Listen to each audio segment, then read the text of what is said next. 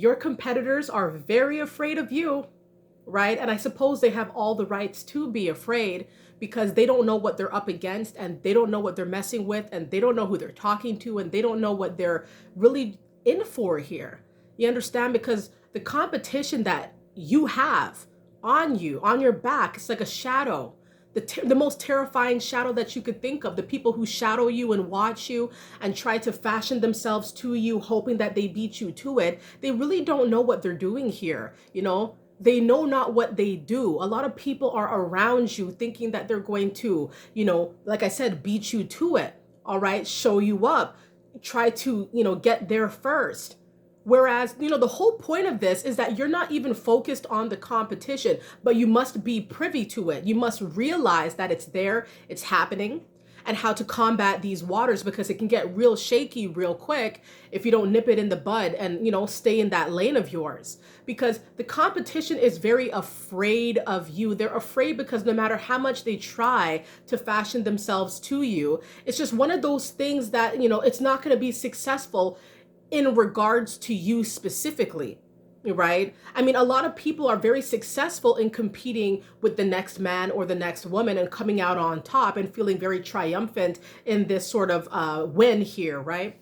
Or they may have people who surrender, right? So a lot of people feel really happy and they gloat in that when they feel they've successfully intimidated the competition, making more space for them. But you're not budging though. You're not going anywhere. You're not afraid. You're not scared. You're unwavering. You're very strong. You're very solid and you know exactly what you want. The competition is very jilted by this because they are used to getting a certain set of results. Oftentimes, people cowering enough, scared enough, meek enough, where they don't really have to do too much. But with you, they have to try extra hard. And the competition is afraid of that because they know when they look at you and they can't really put two and two together as how is it that it's you that's higher or how is it that it's you that's winning?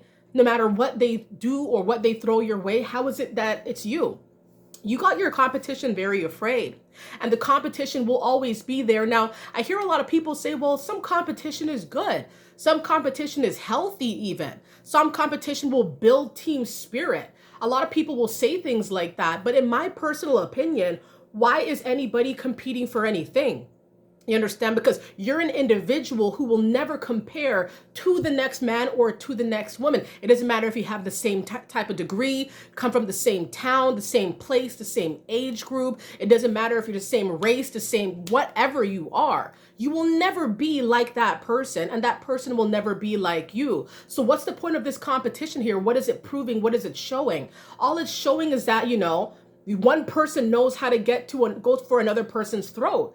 And is that all it is? And what is it building? I'm telling you. And then what happens to the people whose spirits get broken in the process because they feel they're not good enough and they're never going to be good enough because someone else or some other people decided that they're not as good as these other individuals. So competition is rampant, and competition, in my opinion, is not of the best quality.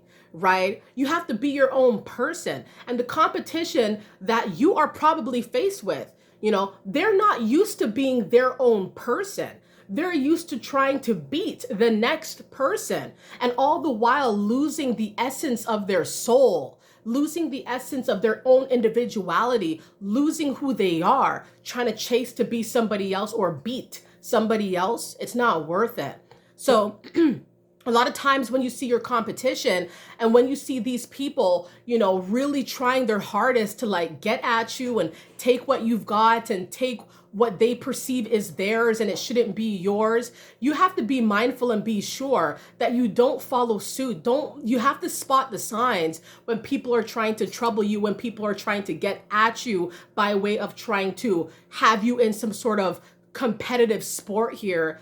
It's not worth it. The competition is very afraid of you because you are not afraid. You are fearless. And a lot of competitors, they really need their, competition to be afraid and to cower and to be weak and to be feeble. Whereas this is not your makeup here. This is not how you are. This is not how you're going to get down. You're not going to fold for anybody, for anything. And this is how you should continue to move. But be aware because people will in your field, in your industry, even if you're an entrepreneur. best believe that people will try their hardest to compete with you. And it's crazy. But when I say people, it's oftentimes your own people. I'm talking about people in your bloodline, people a part of your friend group, people at your workplace.